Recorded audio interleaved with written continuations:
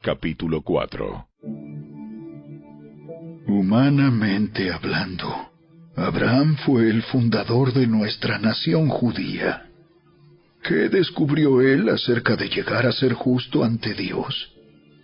Que si sus buenas acciones le hubieran servido para que Dios lo aceptara, habría tenido de qué jactarse. Pero esa no era la forma de actuar de Dios, pues las Escrituras nos dicen: Abraham le creyó a Dios, y Dios lo consideró justo, debido a su fe. Cuando la gente trabaja, el salario que recibe no es un regalo, sino algo que se ha ganado. Pero la gente no es considerada justa por sus acciones, sino por su fe en Dios, quien perdona a los pecadores. David también habló de lo mismo cuando describió la felicidad de los que son declarados justos sin hacer esfuerzos para lograrlo. ¡Oh, qué alegría para aquellos a quienes se les perdona la desobediencia, a quienes se les cubren los pecados! Sí, qué alegría para aquellos a quienes el Señor les borró el pecado de su cuenta. Ahora bien, ¿es esta bendición solamente para los judíos? ¿O es también para los gentiles incircuncisos? Como venimos diciendo, Dios consideró a Abraham justo debido a su fe. Pero ¿cómo sucedió esto? ¿Se le consideró justo solo después de ser circuncidado o fue antes? Es evidente que Dios aceptó a Abraham antes de que fuera circuncidado. La circuncisión era una señal de que Abraham ya tenía fe y de que Dios ya lo había aceptado y declarado justo aún antes de que fuera circuncidado. Por lo tanto, Abraham es el padre espiritual de los que tienen fe pero no han sido circuncidados. A ellos se les considera justos debido a su fe. Y Abraham también es el padre espiritual de los que han sido circuncidados, pero solo si tienen la misma clase de fe que tenía Abraham antes de ser circuncidado. Obviamente, la promesa que Dios hizo de dar toda la tierra a Abraham y a sus descendientes no se basaba en la obediencia de Abraham a la ley, sino en una relación correcta con Dios, la cual viene por la fe. Si la promesa de Dios es solo para los que obedecen la ley, entonces la fe no hace falta y la promesa no tiene sentido. Pues la ley siempre trae castigo para los que tratan de obedecerla. La única forma de no violar la ley es no tener ninguna ley para violar. Así que la promesa se recibe por medio de la fe. Es un regalo inmerecido. Y vivamos o no de acuerdo con la ley de Moisés, todos estamos seguros de recibir esta promesa si tenemos una fe como la de Abraham, quien es el padre de todos los que creen. A eso se refieren las Escrituras cuando citan lo que Dios le dijo: Te hice padre de muchas naciones. Eso sucedió porque Abraham creyó en el Dios que da vida a los muertos y crea cosas nuevas de la nada. Aun cuando no había motivos para tener esperanza, Abraham siguió teniendo esperanza porque había creído en que llegaría a ser el padre de muchas naciones, pues Dios le había dicho: Esa es la cantidad de descendientes que tendrás. Y la fe de Abraham no se debilitó a pesar de que él reconocía que por tener unos 100 años de edad, su cuerpo ya estaba muy anciano para tener hijos, igual que el vientre de Sara. Abraham siempre creyó la promesa de Dios sin vacilar. De hecho, su fe se fortaleció aún más y así le dio gloria a Dios. Abraham estaba plenamente convencido de que Dios es poderoso para cumplir todo lo que promete. Y debido a su fe, Dios lo consideró justo. Y el hecho de que Dios lo considerara justo no fue solo para beneficio de Abraham, sino que quedó escrito, también para nuestro beneficio, porque nos asegura que Dios nos considerará justos a nosotros también, si creemos en Él, quien levantó de los muertos a Jesús nuestro Señor. Él fue entregado a la muerte por causa de nuestros pecados, y resucitado para hacernos justos a los ojos de Dios.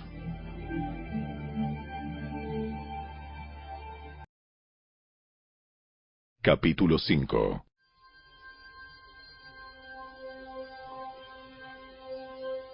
Por lo tanto, ya que fuimos declarados justos a los ojos de Dios por medio de la fe, tenemos paz con Dios gracias a lo que Jesucristo nuestro Señor hizo por nosotros.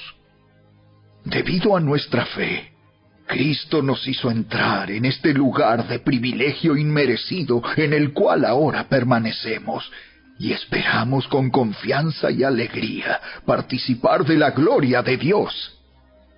También nos alegramos al enfrentar pruebas y dificultades, porque sabemos que nos ayudan a desarrollar resistencia. Y la resistencia desarrolla firmeza de carácter. Y el carácter fortalece nuestra esperanza segura de salvación. Y esa esperanza no acabará en desilusión, pues sabemos con cuánta ternura nos ama Dios, porque nos ha dado el Espíritu Santo para llenar nuestro corazón con su amor. Cuando éramos totalmente incapaces de salvarnos, Cristo vino en el momento preciso y murió por nosotros, pecadores. Ahora bien, casi nadie se ofrecería a morir por una persona honrada, aunque tal vez alguien podría estar dispuesto a dar su vida por una persona extraordinariamente buena. Pero Dios mostró el gran amor que nos tiene al enviar a Cristo a morir por nosotros cuando todavía éramos pecadores. Entonces, como se nos declaró justos a los ojos de Dios por la sangre de Cristo, con toda seguridad, Él nos salvará de la condenación de Dios. Pues, como nuestra amistad con Dios quedó restablecida por la muerte de su Hijo cuando todavía éramos sus enemigos, con toda seguridad seremos salvos por la vida de su Hijo. Así que ahora podemos alegrarnos por nuestra nueva y maravillosa relación con Dios, gracias a que nuestro Señor Jesucristo nos hizo amigos de Dios. Cuando Adán pecó, el pecado entró en el mundo. El pecado de Adán introdujo la muerte, de modo que la muerte se extendió a todos, porque todos pecaron. Es cierto, la gente ya pecaba aún antes de que se entregara la ley, pero no se le tomaba en cuenta como pecado, porque todavía no existía ninguna ley para transgredir. Sin embargo, desde los tiempos de Adán hasta los de Moisés, todos murieron, incluso los que no desobedecieron un mandamiento explícito de Dios como lo hizo Adán. Ahora bien, Adán es un símbolo, una representación de Cristo, quien aún tenía que venir. Pero hay una gran diferencia entre el pecado de Adán y el regalo del favor inmerecido de Dios. Pues el pecado de un solo hombre, Adán, trajo muerte a muchos. Pero aún más grande es la gracia maravillosa de Dios y el regalo de su perdón para muchos por medio de otro hombre, Jesucristo. Y el resultado del regalo del favor inmerecido de Dios es muy diferente de la consecuencia del pecado de ese primer hombre. Pues el pecado de Adán llevó a la condenación, pero el regalo de Dios nos lleva a ser declarados justos a los ojos de Dios, a pesar de que somos culpables de muchos pecados. Pues el pecado de un solo hombre, Adán, hizo que la muerte reinara sobre muchos. Pero aún más grande es la gracia maravillosa de Dios y el regalo de su justicia, porque todos los que lo reciben vivirán en victoria sobre el pecado y la muerte por medio de un solo hombre, Jesucristo. Así es, un solo pecado de Adán trae condenación para todos. Pero un solo acto de justicia de Cristo trae una relación correcta con Dios y vida nueva para todos. Por uno solo que desobedeció a Dios, muchos pasaron a ser pecadores. Pero por uno solo que obedeció a Dios, muchos serán declarados justos. La ley de Dios fue entregada para que toda la gente se diera cuenta de la magnitud de su pecado. Pero mientras más pecaba la gente, más abundaba la gracia maravillosa de Dios. Entonces, así como el pecado reinó sobre todos y los llevó a la muerte, ahora reina en cambio la gracia maravillosa de Dios, la cual nos pone en la relación correcta con Él y nos da como resultado la vida eterna por medio de Jesucristo, nuestro Señor.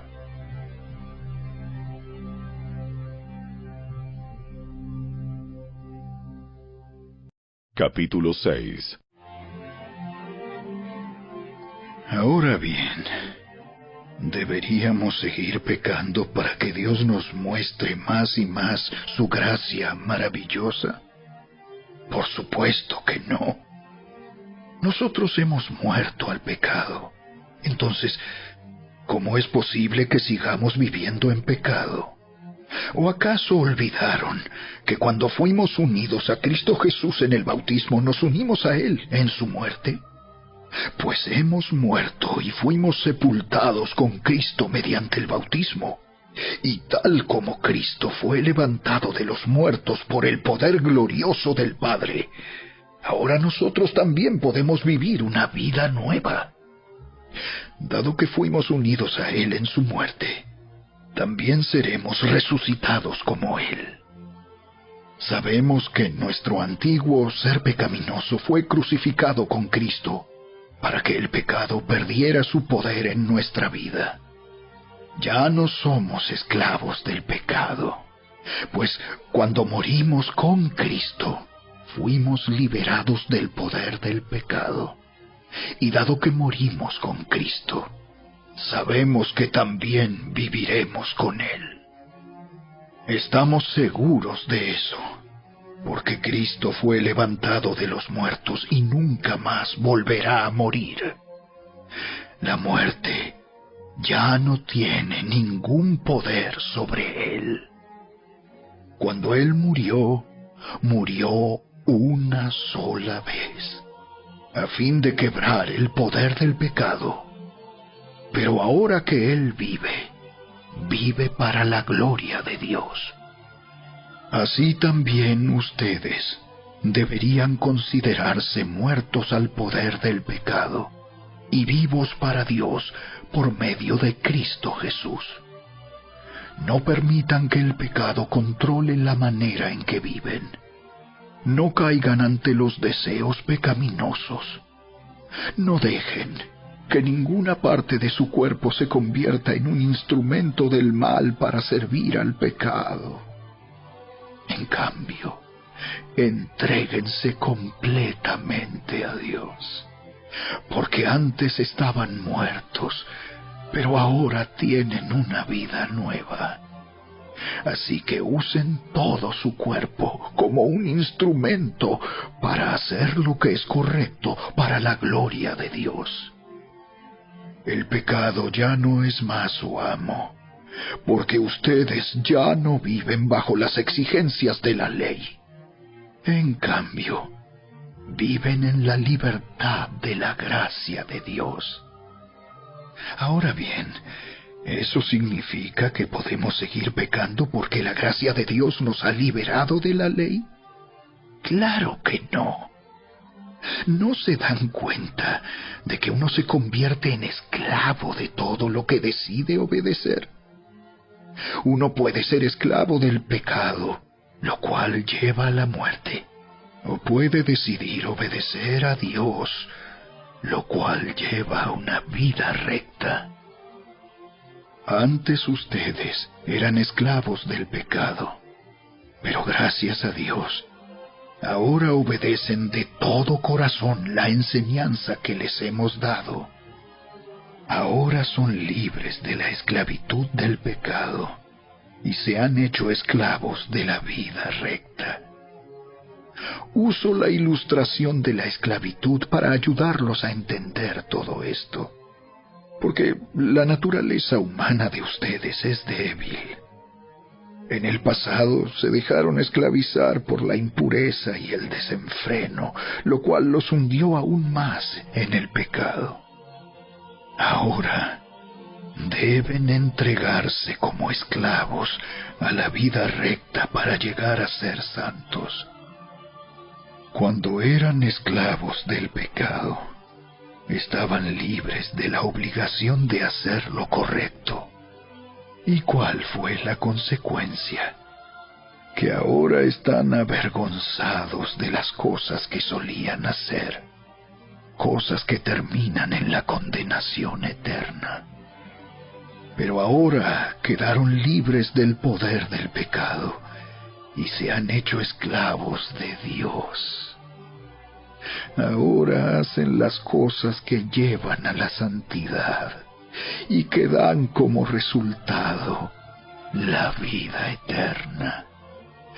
Pues la paga que deja el pecado es la muerte, pero el regalo que Dios da es la vida eterna por medio de Cristo Jesús, nuestro Señor. Capítulo 7. Ahora bien, amados hermanos, ustedes que conocen la ley, ¿no saben que la ley se aplica solo mientras una persona está viva? Por ejemplo, cuando una mujer se casa, la ley la une a su marido mientras él viva. Pero si él muere, las leyes del matrimonio ya no se aplican a ella. Así que mientras su marido viva, ella cometería adulterio si se casara con otro hombre. Pero si el esposo muere, ella queda libre de esa ley y no comete adulterio cuando se casa de nuevo. Por lo tanto, mis amados hermanos, la cuestión es la siguiente. Ustedes murieron al poder de la ley cuando murieron con Cristo, y ahora están unidos a aquel que fue levantado de los muertos. Como resultado, podemos producir una cosecha de buenas acciones para Dios. Cuando vivíamos controlados por nuestra vieja naturaleza, los deseos pecaminosos actuaban dentro de nosotros, y la ley despertaba esos malos deseos que producían una cosecha de acciones pecaminosas, las cuales nos llevaban a la muerte. Pero ahora fuimos liberados de la ley porque morimos a ella y ya no estamos presos de su poder. Ahora podemos servir a Dios, no según el antiguo modo que consistía en obedecer la letra de la ley, sino mediante uno nuevo, el de vivir en el Espíritu. Ahora bien, ¿acaso sugiero que la ley de Dios es pecaminosa? De ninguna manera. De hecho, Fue la ley la que me mostró mi pecado. Yo nunca hubiera sabido que codiciar es malo si la ley no dijera, no codicies. Pero el pecado usó ese mandamiento para despertar toda clase de deseos codiciosos dentro de mí. Si no existiera la ley, el pecado no tendría ese poder. Hubo un tiempo en que viví sin entender la ley. Sin embargo, cuando aprendí, por ejemplo, el mandamiento de no codiciar, el poder del pecado cobró vida. Y yo morí. Entonces me di cuenta de que los mandatos de la ley que supuestamente traían vida, trajeron en cambio muerte espiritual. El pecado se aprovechó de esos mandatos y me engañó. Usó los mandatos para matarme. Sin embargo, la ley en sí misma es santa y sus mandatos son santos, rectos y buenos. Pero ¿cómo puede ser? ¿Acaso la ley que es buena provocó mi muerte? Por supuesto que no. El pecado usó lo que era bueno a fin de lograr mi condena de muerte. Por eso podemos ver qué terrible es el pecado. Se vale de los buenos mandatos de Dios para lograr sus propios fines malvados. Por lo tanto, el problema no es con la ley, porque la ley es buena y espiritual. El problema está en mí, porque soy demasiado humano, un esclavo del pecado. Realmente no me entiendo a mí mismo, porque quiero hacer lo que es correcto, pero no lo hago. En cambio, hago lo que odio. Pero si yo sé que lo que hago está mal, eso demuestra que estoy de acuerdo con que la ley es buena. Entonces no soy yo el que hace lo que está mal, sino el pecado que vive en mí. Yo sé que en mí, es decir, en mi naturaleza pecaminosa, no existe nada bueno. Quiero hacer lo que es correcto, pero no puedo. Quiero hacer lo que es bueno, pero no lo hago. No quiero hacer lo que está mal, pero igual lo hago. Ahora, si hago lo que no quiero hacer, realmente no soy yo el que hace lo que está mal, sino el pecado que vive en mí. He descubierto el siguiente principio de vida, que cuando quiero hacer lo que es correcto, no puedo evitar hacer lo que está mal. Amo la ley de Dios con todo mi corazón, pero hay otro poder dentro de mí que está en guerra con mi mente. Ese poder me esclaviza al pecado que todavía está dentro de mí. Soy un pobre desgraciado. ¿Quién me libertará de esta vida dominada por el pecado y la muerte? ¡Gracias a Dios! La respuesta está en Jesucristo, nuestro Señor. Así que ya ven, en mi mente de verdad quiero obedecer la ley de Dios, pero a causa de mi naturaleza pecaminosa, soy esclavo del pecado.